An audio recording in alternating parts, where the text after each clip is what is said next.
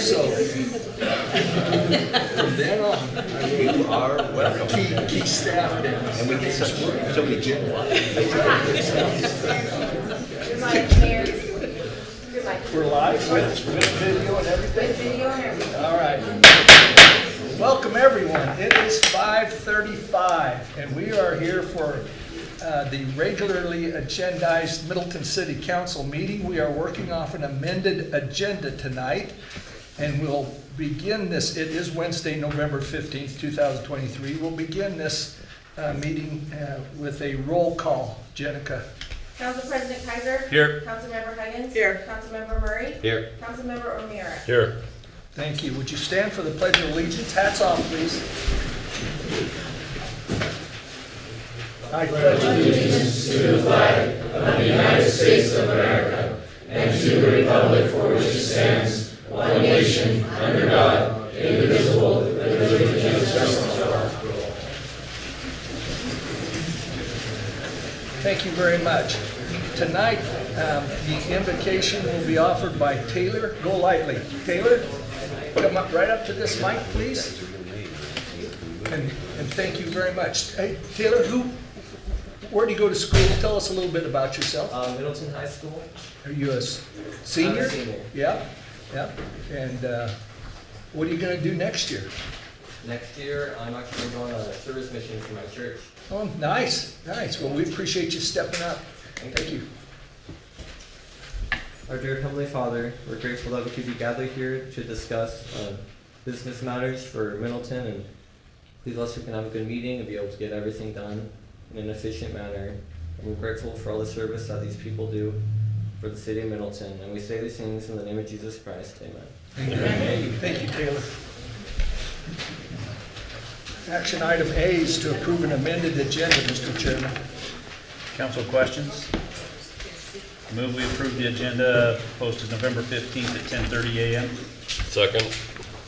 Motion by Kaiser, second by O'Meara. All in favor, say aye. Aye. Opposed? That is unanimous. Thank you. Couple information items. The first one's by Jason Van Gilder. Are you in the room, Jason? I am. About utility billing methodology.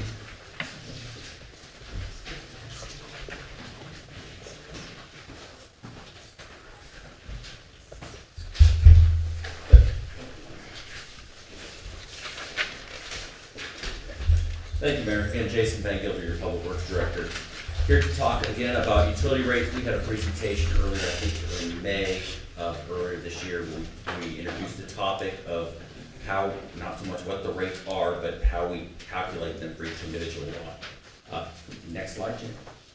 So we're going to talk about today, we're going to review what we talked about back in May, which is an overview of how we bill for our water and sewer utilities, what we're looking at changing in those, in the tiered rate and in our base charges, and then a recommendation on how we move forward. So those were the rates that were in effect last year. They've been updated since. This again is the same slide we had last year, talking about our base, transitioning by paying our base rate by meter size. Currently we have a published base rate. We then bill customers by how many equivalent dwelling units we think that they are worth. So if we think it's a duplex, we bill them for 2. If we think it's a business that might take about 3, we bill them for 3. Unfortunately, we're not as consistent as we might be or would like to be in how we assign those units. And it's a difficult process to monitor and maintain. The recommendation we're getting to is to transition to a where we simply bill by what size meter you have. You have a 3/4 inch meter, you get billed the base rate. If you have a 1 inch meter that is significantly larger, you get a multiple of that base rate. The question then becomes, what ratio do we do for each of the different meter sizes that we have in the city? What you have, do the next slide. There we go. We go to the actual diameter of the meter. A 2 inch meter is not actually twice as large as a 1 inch meter because of math. We have a lot of civics students in here today. I'm sure they've already taken geometry and they know that pi r squared results in a 5 times as big an area, flow area, if you have a 2-inch meter over a 1-inch meter. So if we just took the ratios as you see on the right side, we would have very large and much larger ratio between our 4-inch and our 3/4 inch. If we went to the distribution on the left-hand side, might be a little more palatable, and we're really talking about some extreme usage where, because you have a 4-inch meter, you may need a larger flow, but you may not need that all the time. Next slide, please. The other thing we talked about was transition. Right now we bill as much water as you can use at the same rate of $2 per 1,000 gallons. When you compare that to the supermarket and what you can buy a bottle of water for, we're a great deal. But really our challenge comes in our water service when people start using exorbitantly more water than their neighbors. So we'd like to encourage a conservation effort, a maybe more responsible use effort, and incentivize a targeting and more of a base rate than the people that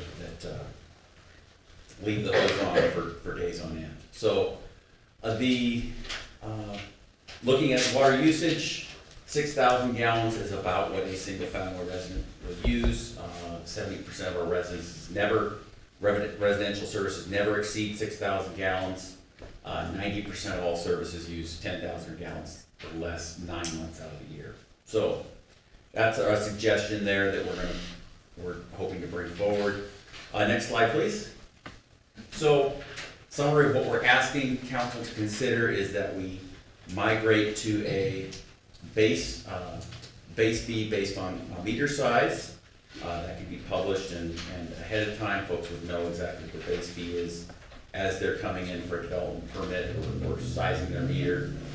And then eventually transitioning to a tiered water structure where the first 6,000 gallons you get are at a base charge or base fee, and then a small surcharge as you use gallons 6,000 to 10,000, and then perhaps a slightly larger surcharge on top of that. So, next slide, please. This is what it would look like to adjust our base rates. In that way, you have a base rate in water and sewer for each size of meter. We have a tiered structure in our water use rate. We have a wastewater tiered water use rate. This is a pretty typical way other municipalities will build these kind of services. Our billing software is capable of doing this with, I won't say no work because Jenica will undoubtedly have more work than she would like doing this, but I think it's something that can be done within a month of deciding. So, next slide, please. And that was the ratio we used for that water usage formula that are on the left. Next slide, please. So that's what we're here tonight to talk about. We'd like to take this as an issue to the council and bring it back to you as a proposed rate adjustment. We think this will be nearly revenue neutral on the overall scheme. Particularly the base fee should ideally be revenue neutral as we clean that up. Maybe a slight increase in the amount we actually collect as we are more uniform in our base fee application. That's what I expect. And then a slight increase in our due to the tiered structure, although hopefully that would be minimized as people have incentives to conserve and reduce water. So I'd be glad to open questions for the council, get your direction. I think, Becky, we talked about the possibility of doing this a little after the first of the year. Might be the right time to implement this. But I want to get this back in front of people and make you aware of it and see if you have other direction. Council, anything for Jason on this item? Thank you, Jason. Thank you. Next item for discussion is, will be taken care of by Douglas Waterman, our legal counsel, and that's liquor by the drink and how we'll proceed, because it just passed an election by the city of Middleton. Douglas, would you tune us up on this, please? Yes, thank you, Mayor. Council, I'll try to keep it brief and just give you a sense for the next steps here. So, looking for the drink path, the ballot measure passed. As a preliminary piece of information, depending on whether the census data, prior census data is used, or an estimate based on new service connections, the total number of licenses that will be available, somewhere between probably 6 and 8, is what it's looking like. But ABC, alcohol beverage control, through the Idaho State Police can help with that. So the next step is to create a statutory home for liquor by the drink licensing in Middleton. And that will be in the Middleton City Code. It's going to be very similar to the statutes, the ordinances you already have for beer and wine, very similar process. Some of the things the city can control, some of the things it can't. The fee, I believe, is $750 per license. That could be wrong from the state. It's a thou shalt charge no more and thou shalt charge no less. So some of those things are control of the state, some of those things the city has control over. But the process will be similar. It's a yearly application. Somebody applies, they get issued a license per year. They come back the next year and reapply. It's not certain when the ordinance could be adopted and finalized. Obviously, we'll have to come back to council at an upcoming meeting. Depending on how many tweaks are needed or what kind of changes are necessary, it could be, I'd say, late December, early January when that ordinance gets finalized. And it won't be until that point that licenses can be issued by the city. We need the framework in place. So the main thing I want to talk about tonight is there are, I guess I'd call them 2 categories of ways that you could sort of approach regulating liquor by the drink licenses. There's a default approach that is used by most of the cities in Idaho that I've come across, which is very similar to your current beer and wine licensing. You're looking for basic eligibility criteria. You're looking for, has ABC come through to approve the premises? Part of that is, that ABC is making sure that the premises are self-contained, that there are appropriate gates and doors and things, so the licensed premises is its own set-apart area. If a person meets those criteria, they don't have a criminal history of some sort that precludes them from having a license, they get the license. Then they have it for a year. It would be revoked in the event that the operator of the establishment or one of their employees violated the actual laws governing the service of liquor by the drink, the service and sale of liquor by the drink. An alternative would be something that's slightly more involved or specific. The example I have is Nampa adopted a point system. So if there was activity at a bar, even if it was not the employees or the proprietor who was engaging in the activity, and it could reasonably be said that that activity was occurring because of a failure to exercise reasonable control over your premises or something like that, then you could get a point against your license. And if you accrue enough points, your license could be suspended or revoked. So, for example, there's drug activity at the bar. It's not the employees engaged in it, it's not the proprietor engaged in it, but there's drug activity at the bar. Somebody's arrested at the bar for doing that. Then there would be a city board that would determine whether or not that activity was the result of a failure to exercise appropriate control over the bar. And if it was the proprietor's fault in that way, then they get points with their license. Again, as these accrue, eventually they fall off, but if you get enough points, your license is revoked. I had the opportunity of chatting just very briefly with the chief, and I think he's still here also, and if you have questions for him, you're welcome to call him up. It seemed like, in general, he was comfortable with going with the default method. There are upsides and downsides to that additional layer of sort of stringent regulation. The upside is you have more control. The downside is somebody can wind up through circumstances not really their own fault necessarily in a position where their livelihood is being threatened.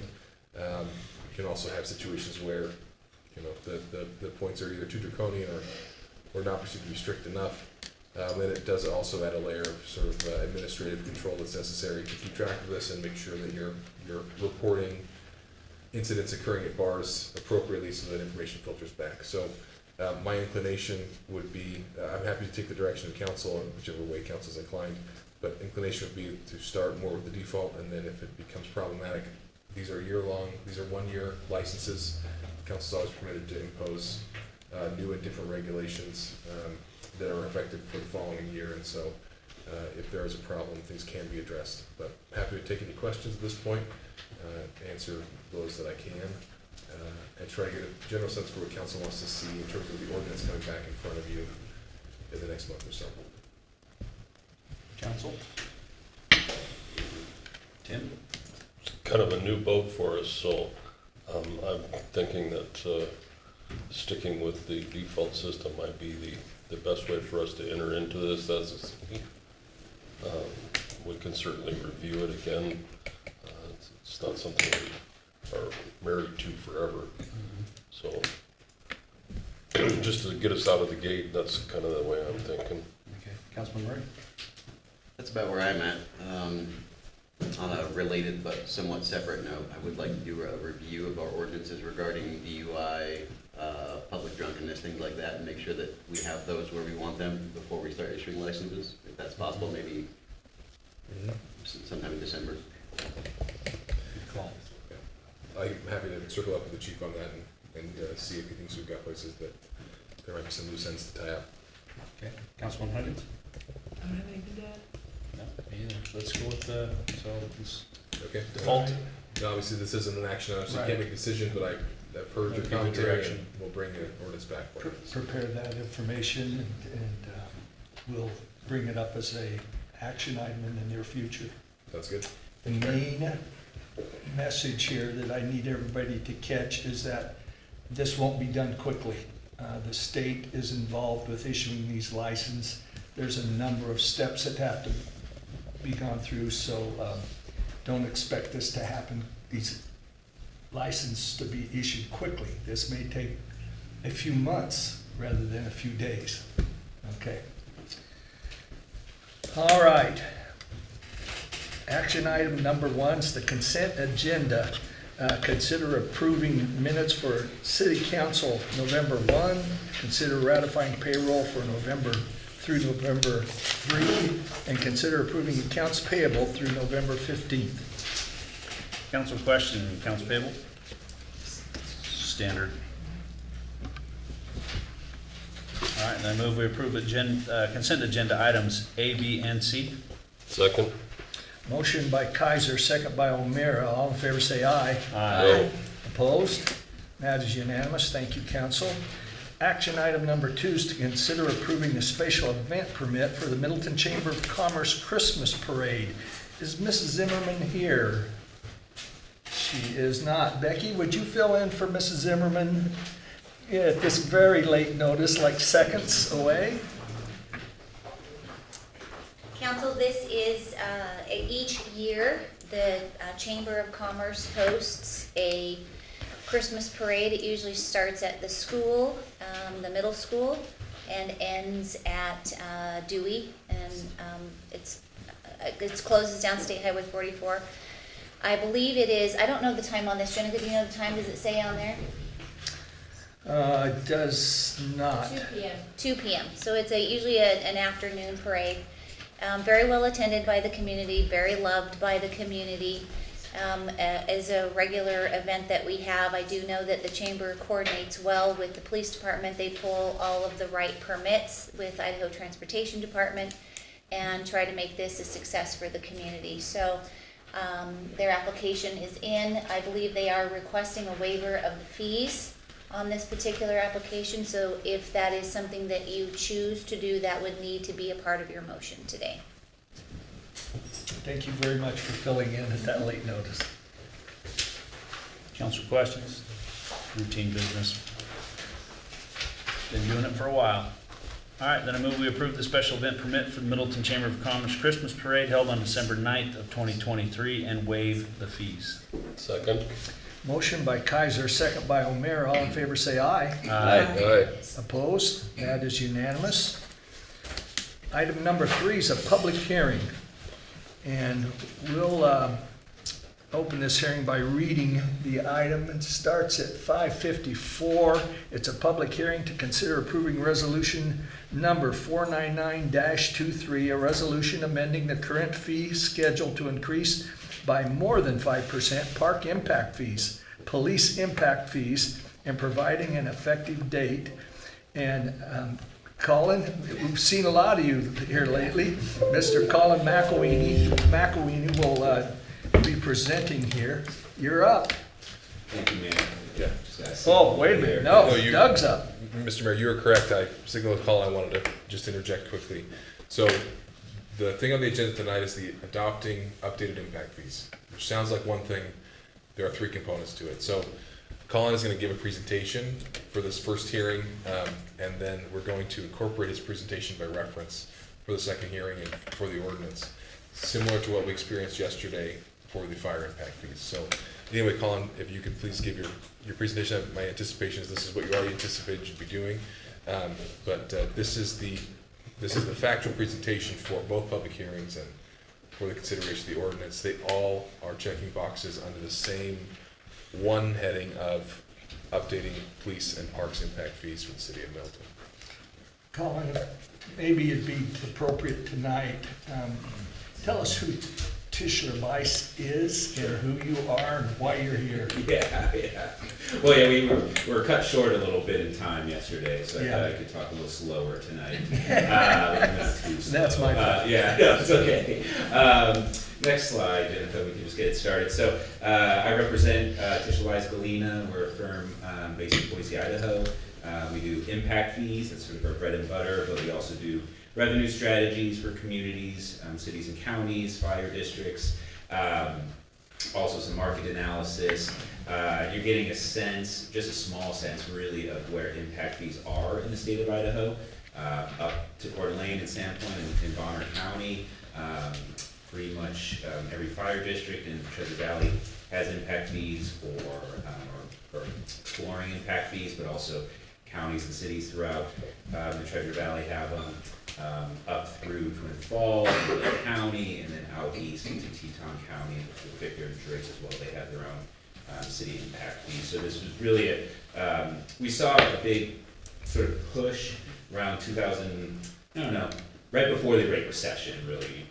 The state really started growing, and then it was kind of a dip, but we saw a big rush of development the last 3-4 years, and we've seen the further popularity of these. And then there's also been some restrictions at the state level of the level of property tax that you're able to levy to help accommodate your growing community and the services and infrastructure that you need. Next slide. So I sort of went through this. Didn't realize there's so much young support here in Middleton for impact fees, but just to get They're very passionate about it. Yes, yeah. Just high level, again, these are one-time fees that new construction pays to offset their new demand on your infrastructure. And so in this case, that's police infrastructure like police stations and new vehicles, but also your parks, to purchase new park acres, to improve those, so you're keeping your current levels of service the same as your community grows. This is typically paid at building permit. It's not a tax, right? This is not a general tax dollars that your current residents pay. This is a fee similar to your building permits or building inspections to go into special funds to provide certain services, in this case to support your capital improvement plan, your CIP. It really is an agreement between city council and the development community that the development community pays this fee, but they're going to receive a benefit from it. So that's in new parks or new roads, new fire stations, better or improved or continued police services. We put together a pretty substantial nexus study report that goes through the needs, the benefits, and proportionality that we need to provide within the state legislation. First, needs, we sat down with your park staff, your police department to understand their capital improvement needs to accommodate future growth. We can't look at replacement or maintenance of their current infrastructure. This is really new facilities that need to be put in place to accommodate the new folks coming in the future. There has to be a benefit with these programs, and that's seeing expenditures in a capital improvement plan that's being sort of put in place over time. Those are 5 or 10 year plans, but we really want to see expenditures happening in year 2, year 3, year 4. We don't want a community just stockpiling these dollars and not using them appropriately. And lastly, you're going to see a handful of development types because the fee has to be proportionate. So single family generates a different demand than retail, that generates a different demand than office, and the fees are proportionate to that demand. So again, these are used for new facilities, or improvements, or building onto existing infrastructure, so you can push out of your existing police station. We don't need to build a brand new police station in this case, or you can improve existing parks as well. You can, if you oversize a certain facility, typically this is like wastewater, or water facilities, you might have a 40-year planning horizon there. At that point, growth can pay its fair share into maybe the debt that was issued to pay for that oversized facility. Can't be used for maintenance, can't be used for repairs, can't use this to do a one-to-one replacement of your current police vehicles. It's just new cars to the fleet, going from 10 to 11 is impact fee eligible. Can't be used for personnel or operations, and can't be used to correct current deficiencies. So, if you have a leaky roof or a broken swing set, we can't use impact fee dollars for that. Excellent, thank you. Kind of went through this a little bit last night, but for the audience, these dollars have to be spent within 8 years. We have 11 years in extraordinary circumstances, but again, we want to make sure that these are being collected and that you're providing a benefit to those that are paying that fee. You have an advisory committee, a DFAC, a Development Impact Fee Advisory Committee, who reviews these studies. They should be meeting once a year as well to oversee the collection of this revenue and any expenditures that are coming in that budget year. We need to do a 5-year update, which is what we're doing here. So the city of Middleton started collecting impact fees 5 years ago for parks and police. And so we're 5 years from 2018, and in 2028 we'll be doing the same thing. These have to be, these are funding infrastructure that has a 10-year useful life or longer. So it's not necessarily the seats or the capital outlay, small little equipments. These are more sort of brick and mortar, purchasing of land, vehicles, fire engines that are providing a long useful life. Used for utilities, transportation, in this case parks and recreation and law enforcement. Next slide. Real brief, as much as I can, timeline here of the impact fee study process. So we started this, maybe 10 months ago, sitting down with your development, building staff to understand, your planning staff to understand the current growth, or the pipeline development that's happening in the community, and then future growth, what that might look like. Then sitting down with department staff to understand their capital improvement plans. We have to evaluate any credits that might be applicable here. So if you are receiving any other revenues that are going to this capital improvement plan, we have to reduce the impact fee accordingly, so we're not double charging growth, or there's no sort of double dipping scenario. Bring that all together, provide sort of draft results to your advisory committee. They look over those growth projections, pick and prod capital improvement plans, provide their input. In this case, we got a recommendation to council to move forward with the study. And then, then it's another little hurdle we have to go through is the capital improvement plans have to be updated in your comp plan. So you'll see right now you have the old 2018 studies in there, and so we're updating that through this process, and that's gone through your P&Z committee as well. And so we're at the last step here for adoption process with council. Just to give you a high level overview of our growth projections. Next slide. So here is your building permit history over the last 5 years. You can see sort of a steady sort of single family growth from 18, did a peak in 2021, almost doubling what you were seeing annually, and then coming sort of back to the planet in 2022. And so you see an average there about 221 units, mostly single family, over the last 5 years, really being skewed by that peak you had.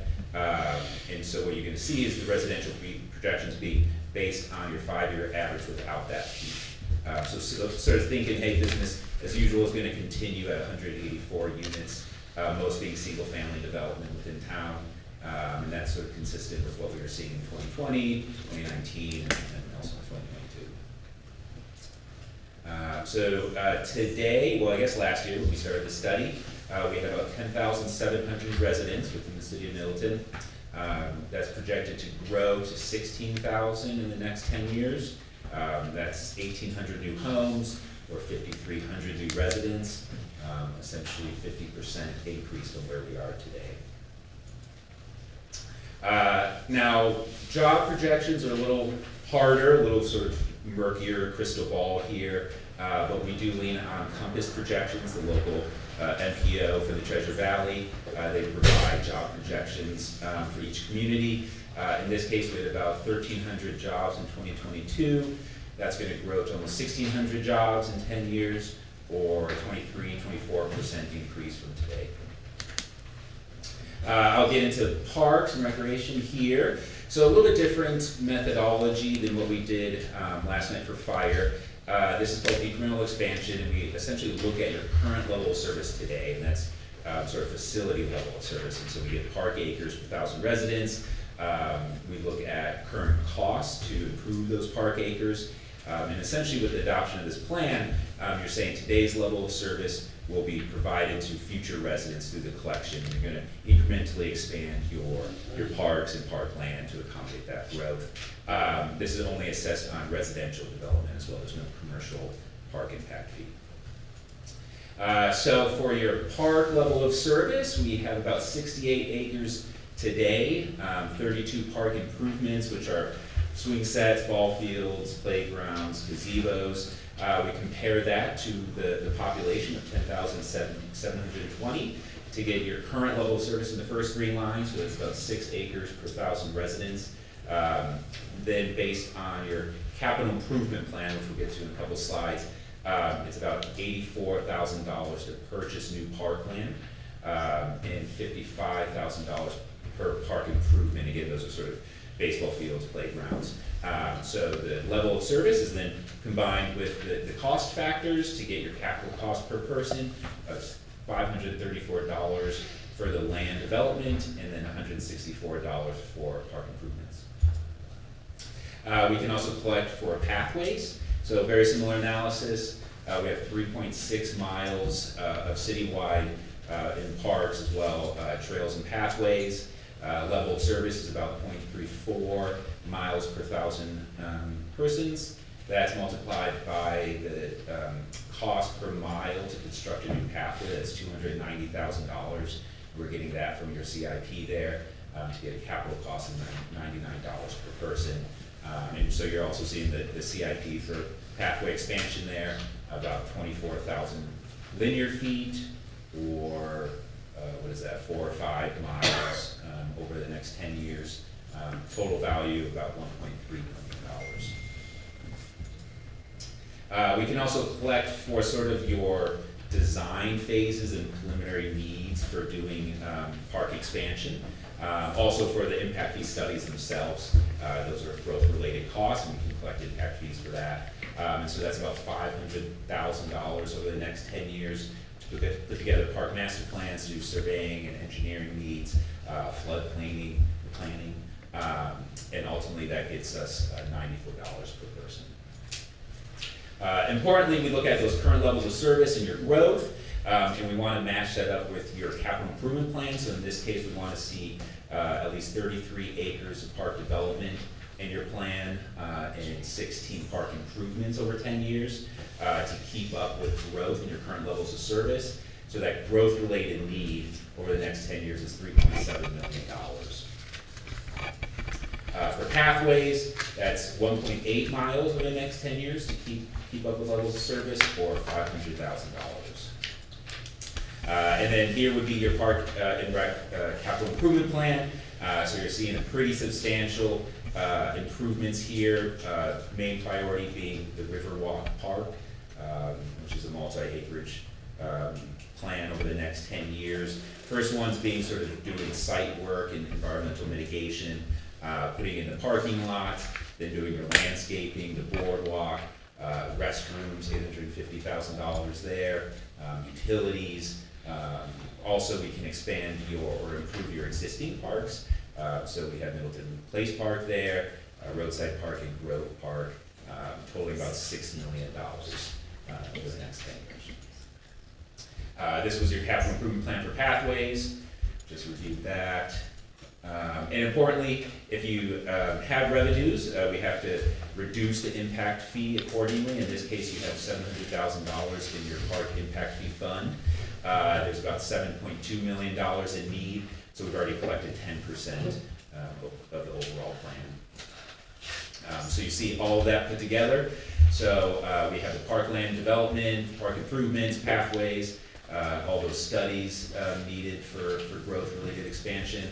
And then the 10% credit in the fee, so that's about $800 per person. Those are multiplied by the local persons per housing unit factors, which is about 2.9 for a single family home and just a little bit more actually for a multifamily unit. Those persons per housing unit factors are multiplied by the net cost to get us about $2,300 for a single family unit or a multifamily unit. Right now, we're collecting $1,700, so this is about a $600 increase. Importantly, the 2018 number, that study wasn't fully adopted, so it's not necessarily apples to apples. We actually adopted a lower amount in 2018 than what was recommended. So lastly, we say, hey, maximum revenues or maximum fee amounts combined with the projected growth. What is the revenue? And that's $4.3 million in the next 10 years. The growth-related need to keep up with levels of service is 4.7. So there's a funding gap, but that's the result of your existing balance, and will just be paid for by that balance. To get a sense of specifically just the park and rec impact fees being collected in the valley, right now you can see you're at the $1,700 mark, so halfway to the bottom. This $2,300 for a single family home still puts us sort of right in the middle, up there with CUNA and Nampa. We're updating the Nampa one right now, so anticipate that actually going up as well. And you can see Boise being the highest there. Police, very similar. We're doing an incremental expansion approach, so we just look at your current fleet and your square footage for police station space to get your facility level of service, and then quantify that into dollars or current costs.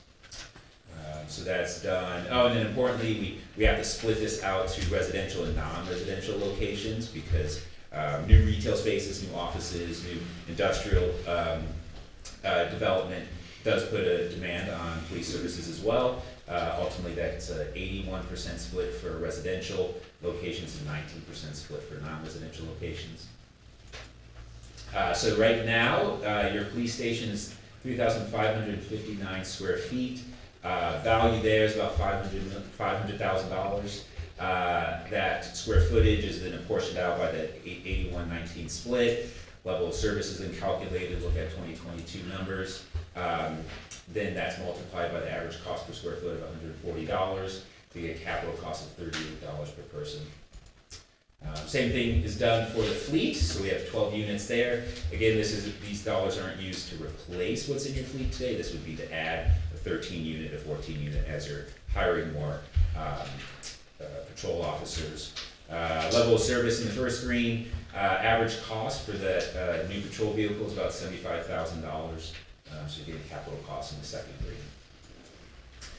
So we can collect for equipment, and again, we're adding equipment, and this has to have a useful life of 10 years or longer, and that's typically radios, body armor, weaponry can be considered there. We have 106 units available within that definition, or $200,000. Smaller numbers here, but really helps alleviate some of that burden on your general fund as you hire new patrol officers and outfit them with the impact fee dollars. We can collect for the impact fee study itself, and that's $4 a person. Here would be the need to keep up with levels of service. So we want to see police expansion of at least 1,500 square feet over 10 years, adding about 5 new vehicles, adding equipment there. Got to do two impact fee studies in 10 years, and that's $742,000. And then this would be your police capital improvement plan, and more substantial than what we're needing to see, so it justifies collecting at your current levels of service. So there's a potential for a new police department. Either that's an expansion of your existing facility or moving that to a larger complex. Needing right now up to 8 new vehicles to outfit new patrol officers, and that will just depend on, year-to-year needs as the city grows. So there's about $4 million in total CIP need, or $2 million that's growth related. You have $150,000 in your impact fee fund right now, so we've already collected 7% of that plan. So ultimately here would be sort of everything boiled down, getting your cost per person with that reduction multiplied by the person's housing unit factors. That gets about $330 for a single family home. Collecting $300 right now, so a slight increase. Also slight increases on the non-residential side. We're collecting that uniform commercial fee for all non-residential. It's the same fee of $150 per 1,000 square feet. But we're recommending expanding that into retail, office, industrial, institutional, because they do have different demand factors. So we're seeing increases for the 3 there, except for industrial, there's a decrease. At the maximum level, we're collecting about $700,000. There's about $750,000 in need over the next 10 years. That gap just being caused by the existing balance you have, and it's just going to be backfilled by those dollars. So in comparison, we're sort of kind of in the middle where we were with the parks, collecting about $300. That's kind of right in the middle. Raising up a little bit further, updating NAMPAs right now, so we might see that increase as well. In City of Boise, at $779. So in summary, these two components are then combined in that green to get $2,700 for multifamily units. So again, if you build a 10-unit apartment building, you would pay 10x impact fee. So we're seeing about $600, $700 increase on the residential side and slight increases on the commercial side. I guess that's all I have. Very good. Questions for Colin? Councilman Murray? For your population estimate, were you using the 2022 census estimate, I assume? The numbers look pretty similar, I don't remember the exact one. Yeah, well, Compass has a number. So if you take it looks like they probably used the census estimate from July of 22, which was 10,651, that sound about right? But if you add in just the average of our home building, along with the school district's calculated average of 0.54 students per home, then you get closer to an population estimate of about 11,308.5. So do we have to go off the Compass numbers? Because if we more accurately estimate our population, we can more accurately assess those fees. That's my concern. So if we have a higher population, but we're saying we have a lower one, we're doing an injustice, we're collecting less than we could otherwise. That's a good question, Councilmember. Now, ultimately, if we raised that population number, the acreage that you have in place right now doesn't change, so your level of service would decrease. So we collect less? Collect less, yeah. Now, we were looking at 2022, so any new construction since then, we're not incorporating into the 23 number, because we just started it a year ago. So, but importantly, if we're talking about less than a percentage point, it's not going to move the needle too much.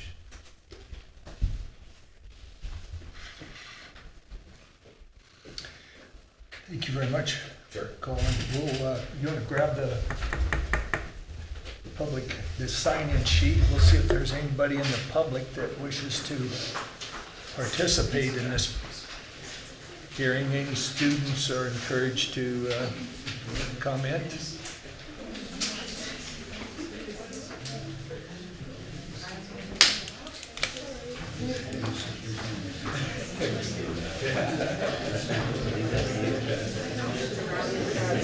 Okay. There are no people signed up. There are no people signed up to testify or address city council at this point. We'll give somebody a second chance to sign in if you want. That's not happening, so we'll close. You're signed up? You got on the wrong sheet, I guess, so let's get you on the right sheet. That's probably at the end. So that's for the end of the meeting. This is for this public hearing. Sorry, I'm so sorry. That's okay. Go ahead and put that sign-up sheet back there, so if people want to sign up, they can. If you take it, we don't have a shot at them getting them signed up. All right, we're going to close the public hearing at 6:20. And council? Questions, thoughts, concerns? Douglas, do I need to read the resolution by title? Just for the sake of the record, because sake of the there's three record. segments, let's read them, yeah. Okay. All right, then I move we approve resolution number 499-23, a resolution amending the current fee schedule to increase by more than 5% park impact fees, police impact fees, and providing an effective date. Second? Got a motion by Kaiser, a second by O'Meara, right? Yes. Roll call, Jenica. Council President Kaiser? Yes. Councilmember Higgins? Yes. Councilmember Murray? Yes. Councilmember O'Meara? Yes. That is unanimous. That takes care of that public hearing. We're going to have another public hearing. It starts at 6:21, and it's a public hearing to consider approving resolution number 500-23, a resolution of the mayor and city council of the city of Middleton, Idaho, adopting the Parks and Police Capital Improvement Plan and Development Impact Fee Studies and amending the comprehensive plan of the city of Middleton to update the capital improvement plan for the Middleton Parks impact fees and to add a capital improvement plan for the Middleton Police impact fees. Mr. McElwaney, do you need to preface this one, Douglas? Yes. Mayor, yes, so. Okay. Thank you, Mayor, Council. So this, the presentation for this would be identical in essence to the presentation you just heard for the prior hearing. Again, these are all, we're trying to accomplish the same thing, which is amend, update, increase the impact fees for police and parks. So the presentation would be the same. I paid attention to the door during the presentation. I think one high school student may have come in during the presentation who may not have heard the beginning of the presentation. If they want to object and want to testify, Colin could give his presentation again. But I think given that we've had no turnover in audience members with that one sole exception, it's fine to incorporate his presentation by reference and just move on with the hearing. To tee up what this is, this component of the process is a resolution saying, yes, we've seen the studies, we've seen the capital improvement plans, we adopt those and incorporate those into our comprehensive plan of the city of Middleton. And this is the final stage. This one has come through P&Z. This is a LUPA hearing. But I think it's fine, Mayor, like I said, you just incorporate Colin's presentation by reference and open it up for public comment, or as part of the staff report, I'm happy to answer questions about this action as well. Okay, let's go to that real handsome young man that walked in late. Do you need the presentation? Would you stand up right here? Trey, you need us to do that again, the whole presentation? Okay. So say in the microphone, you don't need that presentation? All right, thank you very much. We all appreciate that.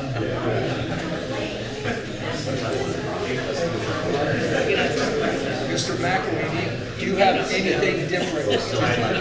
Okay, Mr. McElwaney says he does not, so council, I think you're up. You want to close the hearing? Oh, yeah, I better close the hearing. At 6:23, we'll close the public hearing. All right, then I move we approve resolution number 500-23. Since it was already read, Douglas, I need to read it again. For the record, I would just. Okay.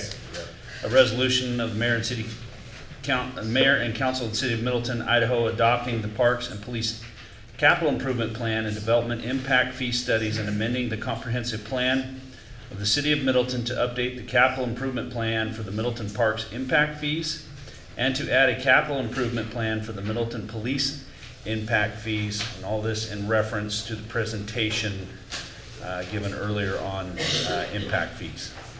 Second? Got a motion by Kaiser, a second by O'Meara. Roll call. Council President Kaiser? Yes. Councilmember Higgins? Yes. Councilmember Murray? Yes. Councilmember O'Meara? Yes. Okay, that takes care of that public hearing.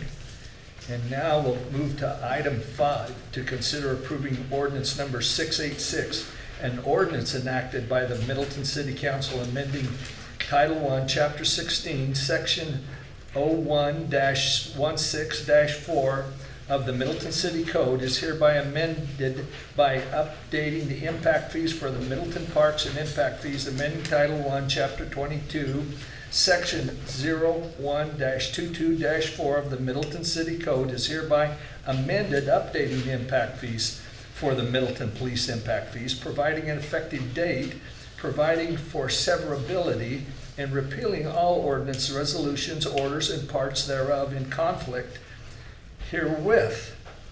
Douglas? Thank you, Mayor.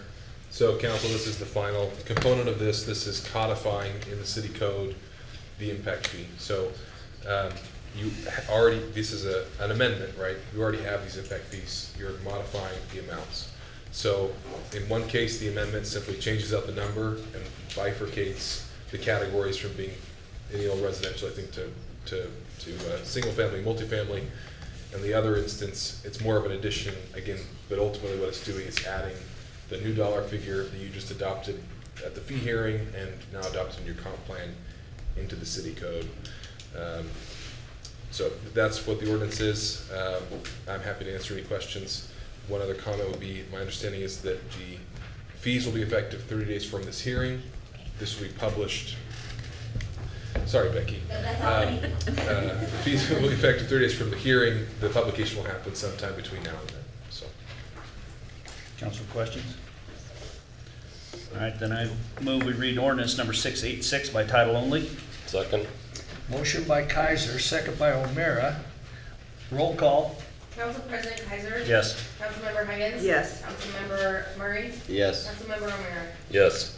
Ordinance That is 6. unanimous. Oh, go ahead, excuse me. Ordinance 686 reads, an ordinance enacted by the Middleton City Council amending Title I, Chapter 16, Section 116-4 of the Middleton City Code is hereby amended by updating the impact fees for the Middleton Parks impact fees, amending Title I, Chapter 22, Section 122-4 of the Middleton City Code is hereby amended by updating the impact fees for the Middleton Police impact fees, providing for an effective date, providing for severability, and repealing all ordinances, resolutions, orders, and parts thereof in conflict herewithin. I move we waive the 3 reading rule and adopt ordinance 686. Second? Motion by Kaiser, second by O'Meara. Roll call. Council President Kaiser? Yes. Councilmember Higgins? Yes. Councilmember Murray? Yes. Councilmember O'Meara? Yes. Thank you, council. Good work there. We'll move to item number 6.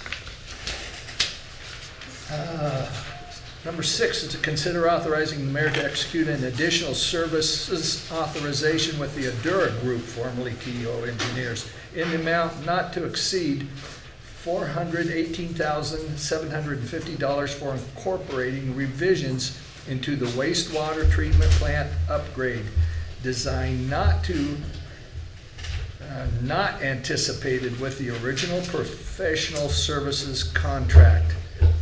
Jason Van Gilder. Thank you, Mayor. Again, Jason Van Gilder, your Public Works Director, here to speak on behalf of this motion to increase our contract with Ardura, formerly TO Engineers, to continue design work on our wastewater treatment plant. We have been working very extensively with them, and they have done excellent work so far. They've met our deadlines and our deliverable schedule. They've been meeting very closely with our treatment plant operator to get the plant that we think we need and will function well and service very well. In the course of that, we've had some design revisions. We've moved some blowers out of one building into another building, which created another more structure for them to design. We've changed the tank from a concrete steel tank, or from a steel prefabricated tank to an in-ground square tank that's going to drain a little better and will serve purposes of an equalization storage tank better. We have expanded some office spaces down at the far side, since it's going to be quite removed from the other side, and we have a good space for that. That's going to function a little better. We've incorporated the lift station that we had previously anticipated Civil Dynamics would design as part of the pilot project into this scope of work, since they're designing some other lift stations, and it worked well to tie that work in with what they're doing. And our plant has has grown a little bit in just as we've designed the concept, and this brings our design fee in line with what we'd expect to pay for that type of plant. So it's here. We have had some significant back and forth on that. We're at about 80% of what they initially requested, just in reviewing their scope and what they're asking for. We've looked it over here and then negotiated some. And what we have before you is what I recommend moving forward with to continue and finish out the design. Just had a check-in with them today, and they are on track to get us a updated cost estimate in December, which we can use for our grant application in early January. And they're on track to get our 90% deliverable to us by the end of February. So things are going well, and we're encouraged by the design, but we need additional authorization to continue and finish this up. So, any questions for the council? I've got a couple, Jason. Yeah. 416 or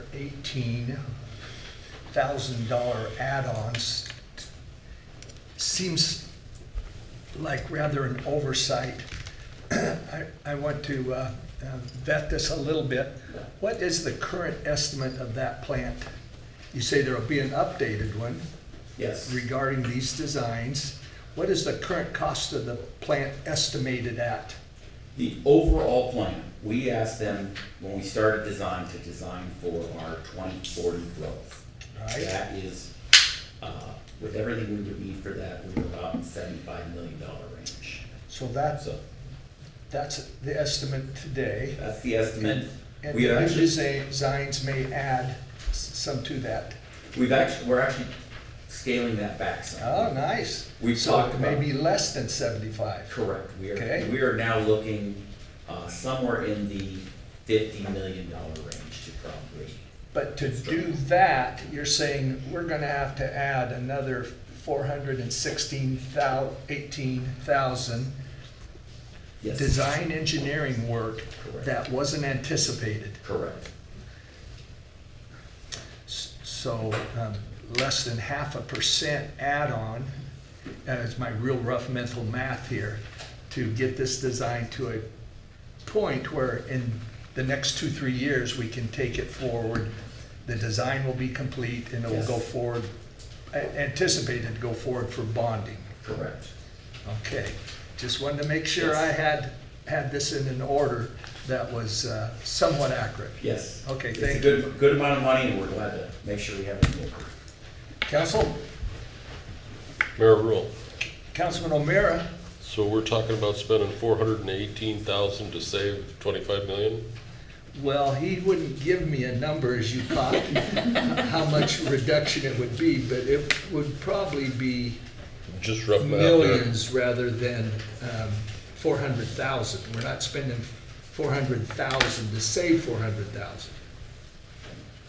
Is that a fair statement, Jason? That's a fair statement. Okay. We are spending money to upgrade some of the things that we need to have in the plan.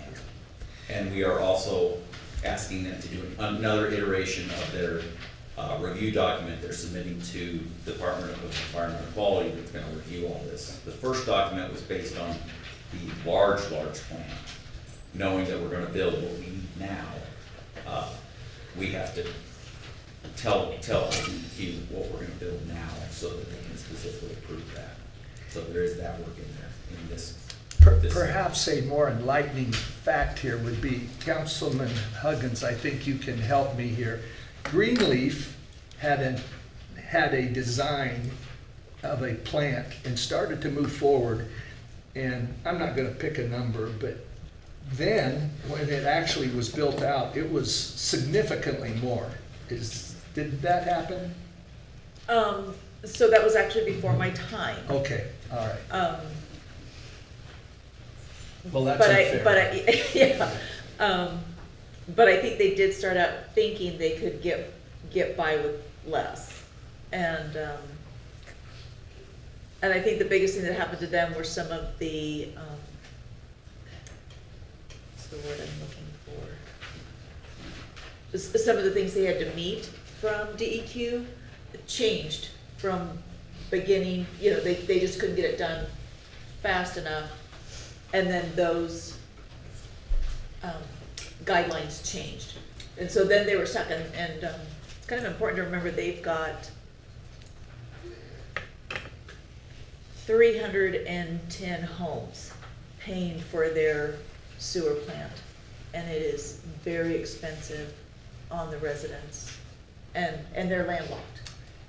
And they hit that window where everything just jumped like crazy. Yes. Now, I admit Middleton's a little, we're at the, hopefully at the top of the window, not on the way up. But still, these sewer plants, you know, I've been hanging around this industry, this problem for some time, and these sewer plants are expensive propositions. And we don't decide, DEQ tells us what we have to do. So anyway, that's more of a public information item, but I want to put in perspective. When Jason first made me aware of this 400,000+, what, you know, but golly, the more you look at it, just be aware of what my perspective was going into this and what I learned in my conversations with engineering and what's coming down the pipe for the city of Middleton. Mayor Rule. Councilman Huggins. And I think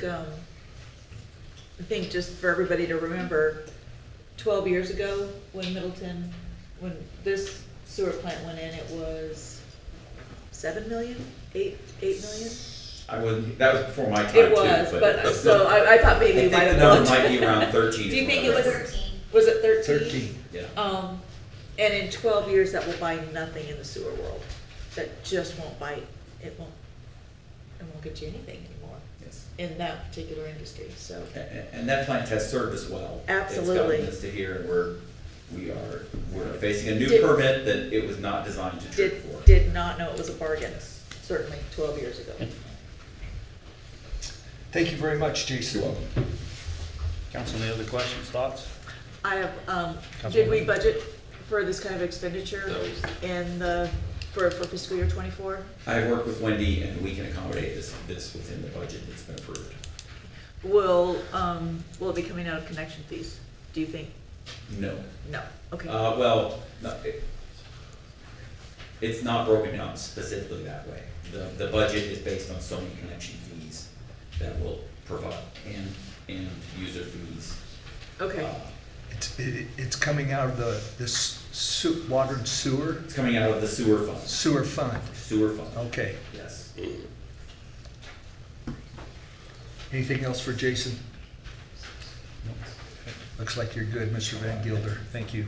All right, then I move we authorize the mayor to execute an additional service authorization with Adura Group Incorporated in an amount not to exceed $418,750 for incorporating revisions into the wastewater treatment plant upgrade design. Second. Motion by Kaiser, second by O'Meara. Any further discussion on this? Let's roll call this. Council President Kaiser. Yes. Councilmember Huggins. yes. Councilmember Murray. Yes. Councilmember O'Meara. Yes. All right, that is unanimous. Thank you again, Jason. We're going to move to item number 7 to consider a motion to adopt revisions to the Middleton supplement to the ISPWC. Mr. Van Gilder, first tell everybody what the ISPWC is. The ISPWC stands for the Idaho Standards for Public Works Construction. That is a document, a big binder published by our state that sets basic requirements for public works construction about basically manholes, how you do concrete, how you do roadways, how you do anything in the public center, how you bury water lines, install water lines, kind of your basic stuff. Middleton has adopted that manual along with a smaller supplement of specific things that we would like to see in our city, particularly such as a particular model of fire hydrant or one or two particular models of fire hydrant that we can standardize on. We have a standard detail on how your water service should be connected so that each of them are the same. So even beyond what the state requires, this is specific to Middleton and how our system should be configured and constructed. That document we update from time to time. We've updated it twice since I've been here. And one time there was a pretty significant revision where we did a lot of cleanup. The last time we added one or two things. Again, this is a fairly minor cleanup, just in some of the things that we call out need to be adjusted slightly. I've got a list here of the major topics.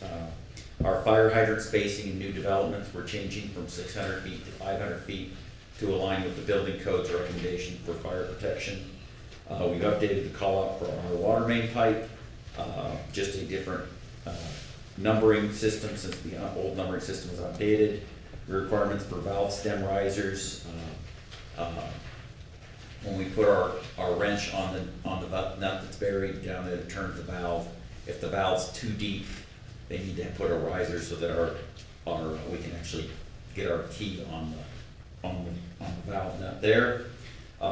Place valve marker posts when the valves are in the grass so we can find them again. Updated our water meter vault material call outs.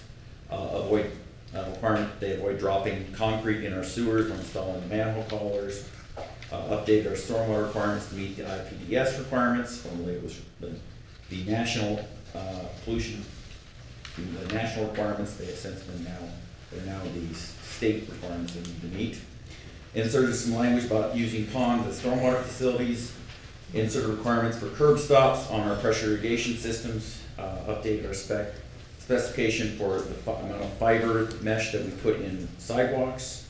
Added some language on placing root barriers when we plant trees next to sidewalks so that the roots don't get in and destroy our sidewalks.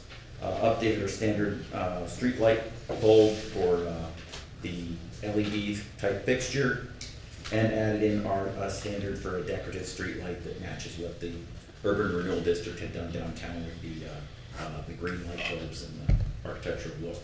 So those are the highlights, if you could call them highlights. If you want to talk more about this, I'm glad to go over any other changes you might see, or otherwise recommend your adoption of the new manual as contained in your packets. Any questions?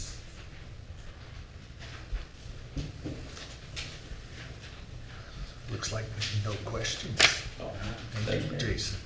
All right, then I move we adopt the revisions to the Middleton supplement to the ISPWC. Second. Motion by Kaiser, second by O'Meara. All in favor say aye. Aye. Opposed?